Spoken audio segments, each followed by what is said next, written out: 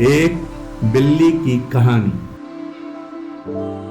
ये कहानी है मेरी बिल्ली की, जो पड़ोसन थी शेख चिल्ली की। उस बेचारी के 4 बच्चे थे, जो सदा म्याऊं म्याऊं करते थे। गेंद जब उनके सामने आता, उससे हर बच्चा खेलने जाता। कभी छींके में झूलने लगता, कभी आंगन में कूदने लगता। चारों रहते थे एक आंगन में, और कटती थी खूब अनबन में। शेख चिल्ली का एक चहीता था, और एक देखने में चीता था। शेख चिल्ली के हाथों में पलकर चारों चूहों के बन गए अफसर।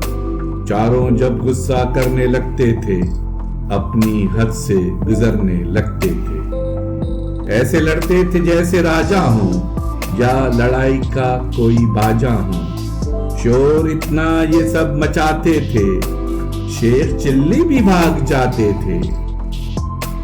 चारों बच्चों के खेल से बिल्ली तंग आकर चली गई दिल्ली।